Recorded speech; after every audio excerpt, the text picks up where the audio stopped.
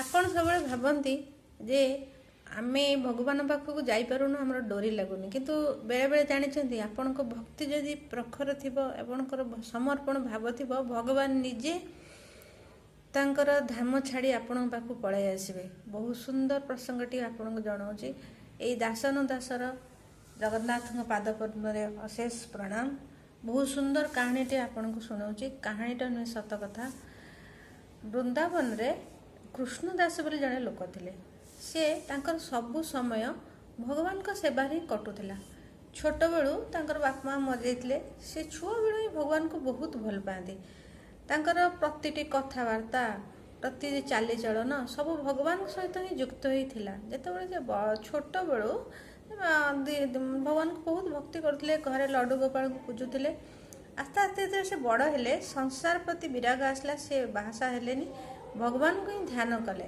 ସବୁଦିନ ଯାଆନ୍ତି, ବୃନ୍ଦାବନ ଯାଆନ୍ତି, ବାଙ୍କେ ବିହାରୀଙ୍କୁ ଗୋଟେ ମାଳ ଲଗେଇକି ଆସନ୍ତି। ସବୁଦିନ ମାଳ ନେଇକି ଯାଆନ୍ତି, ଲଗେଇ ଦେଇକି ଆସନ୍ତି।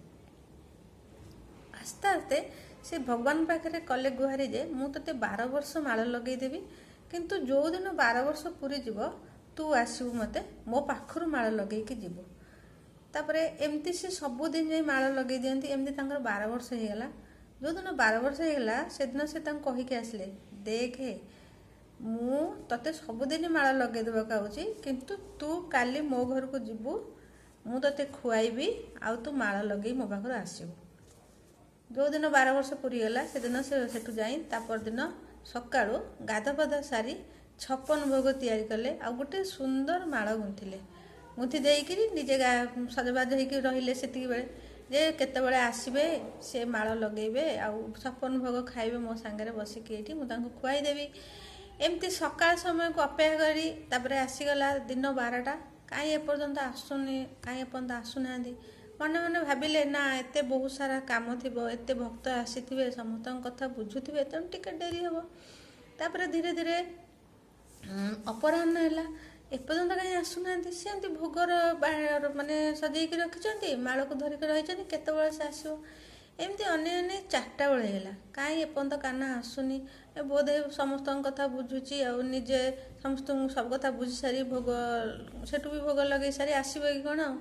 ଏମିତି ହେଇ ଆସିଗଲା ସନ୍ଧ୍ୟା ସମୟ।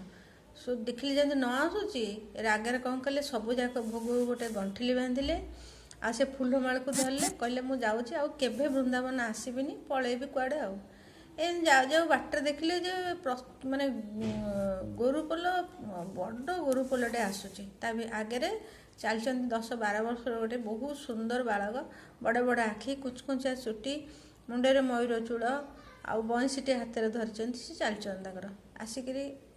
ଇଏ ତ ରାଗ ମୁଡ଼ରେ ଅଛନ୍ତି ନା, ତେଣୁ ଆଉ ତାଙ୍କୁ ଦେଖିବେ କ'ଣ।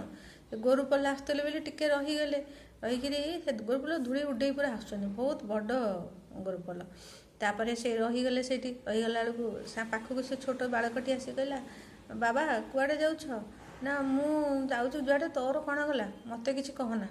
ଦେଖିଲେ ବହୁତ ରାଗିଛନ୍ତି। ସେ ହସି ହସି କହିଲେ, ମୋତେ ଜୋର ଭୋକ ହେଲାଣି, ଆଉ କ'ଣ ଅଛି ଯେମିତି ଖାଇବାକୁ ଦିଅ।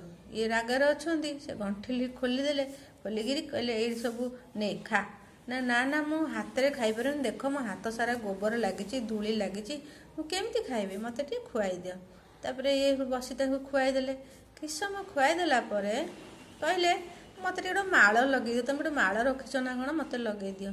ସେଠୁ ଇଏ ମାଳଟା ଲଗେଇଦେଲେ, କିନ୍ତୁ ସେତେବେଳେ ଦେଖୁନାହାନ୍ତି ମୁହଁକୁ, ଇଏ କିଏ, ଏ ମାଳ କାହିଁ ଲଗେଇବାକୁ କହୁଛି, କେମିତି ଜାଣିଲା। ତାପରେ ଠାକୁରଙ୍କୁ ଖୁଆଇ ଚାଲିଛନ୍ତି। ଦେଖିଲେ ଯେ ସେ କାନ୍ଦୁଛନ୍ତି ଠାକୁର। ତ ଇଏ କହିଲା, ମୁଁ ତ ତୋତେ ଖୁଆଇ ଦେଉଛି, ମାଳ ତ ଲଗେଇଦେଲି, ସବୁ କଲି, କାଞ୍ଚୁ କାହିଁକି? କହିଲେ, ମୁଁ କାହିଁ କାନ୍ଦୁଛି ଜାଣିପାରୁନୁ, ତୁ ଦିନ ସାରା ଖାଇନୁ, ମୋତେ ଅପେକ୍ଷା କରି ରହିଛୁ। ଏତେବେଳେ ଇଏ ବି କାନ୍ଦିଲେ। ଦୁଇ ଜଣ କାନ୍ଦୁଛନ୍ତି। କେମିତିଆ ପରିସ୍ଥିତି କୁହନ୍ତୁ। ଭଗବାନ ନିଜେ କାନ୍ଦୁଛନ୍ତି, ଭକ୍ତ ବି କାନ୍ଦୁଛି, କ'ଣ କରାଯିବ। ଏତେବେଳକୁ ଇଏ କୃଷ୍ଣଦାସ କହିଲେ କି, ବାବୁରେ ତୁ ସକାଳୁ ତୋତେ ଅନେଇଛି, ତୁ ଆସିଲୁନୁ, ଆଉ ମୁଁ କେମିତି ଖାଇବି, ମୁଁ ବି ଏପର୍ଯ୍ୟନ୍ତ ଖାଇନି। ଭଗବାନ ତାଙ୍କୁ ଖୁଆଇ ଦେଲେ। ଆଉ 2 ଜଣ ଯାକ କୋଳାକୋଳି ହେଇ କାନ୍ଦାକାନ୍ଦି ହେଲେ। କହିଲେ ନା ତୁ ମୋତେ ଛାଡ଼ିକି ଯା ନା, ତୁ ସବୁଦିନ ମୋତେ ମାଳ ଲଗେଇଦେବୁ ଆଉ ସବୁଦିନ ମୋତେ ଭୋଗ ଲଗେଇବୁ। କାରଣ ଯେତେବେଳେ ତୁ ଆସିନଥିଲୁ ମନ୍ଦିର ନା, ମୋର ଅଭ୍ୟାସ ପଡ଼ିଯାଇଥିଲା ତୁ ସବୁଦିନ ଆସି ମୋତେ ମାଳ ପିନ୍ଧେଇ ଦେଉ, ମୋତେ ଯେତେ ଭୋଗ ଦେଲେ ମୁଁ ବି କିଛି ଖାଇନି, ଦିନ ସାରା ମୁଁ ବି ଉପାସ ରହିଛି। ନା କାହିଁକି କାହିଁକି ପ୍ରଭୁ ତମେ ଖାଇନ? ନା ତୁ ଯେଉଁ ଭୋଗ ଲଗାଉ ଆଉ ତୁ ଯେଉଁ ମାଳ ପିନ୍ଧି ଦେଉ ତା ଦେହରେ ଯେଉଁ ସମର୍ପଣ ଭାବ ଅଛି ନା ଆଉ କେଉଁଥିରେ ନାହିଁ। ତେଣୁ ମୁଁ ସେଇଥିପାଇଁ କାନ୍ଦୁଛି ଯେ ତୁ ଦିନ ସାରା ଗଲୁନି। ନା ମୁଁ ତ କହିଥିଲି ଆପଣଙ୍କୁ ଆସିବାକୁ, ନା ମୁଁ ତୋତେ ଅପେକ୍ଷା କରିଥିଲି, ଅଭ୍ୟାସରେ ପଡ଼ିଯାଇଥିଲା ରେ ଧନ।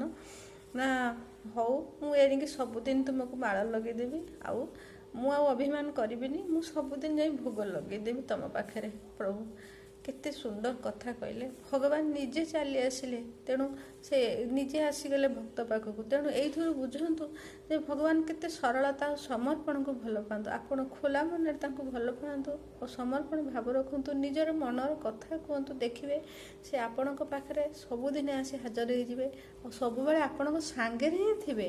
କେବେ ମନ ଦୁଃଖ କରିବେନି, ନିଜର ମନ ଖୋଲା କଥା କୁହନ୍ତୁ, ତାଙ୍କ ଆଗରେ ହିଁ କୁହନ୍ତୁ। ସିଏ ହେଉଛନ୍ତି ବନ୍ଧୁ, ବାପ, ମା, ସବୁ ସିଏ, ଆଉ କେହି ନୁହେଁ।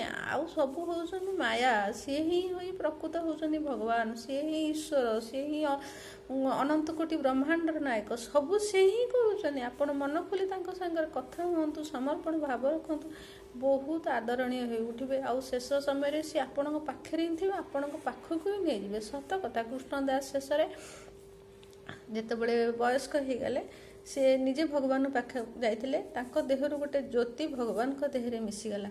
ସମସ୍ତେ ଦେଖିଲେ କୃଷ୍ଣ ଦାସଙ୍କର ଶରୀର କେବଳ ପଡ଼ି ରହିଲା, କିନ୍ତୁ ଜ୍ୟୋତିରେ ଭଗବାନଙ୍କ ସହିତ ମିଶିଗଲା, ସେ ବୈକୁଣ୍ଠ ଧାମ ପଳାଇଲେ। ତେଣୁ ମନରେ ସବୁବେଳେ ଖୋଲା ମନ ରଖନ୍ତୁ, ଖୁସିରେ ରହନ୍ତୁ, ଆଉ ପରିବାର ସହିତ ରହନ୍ତୁ, ଧୈର୍ଯ୍ୟର ସହିତ ରହନ୍ତୁ, ଭଲ ପାଆନ୍ତୁ ସମସ୍ତଙ୍କୁ।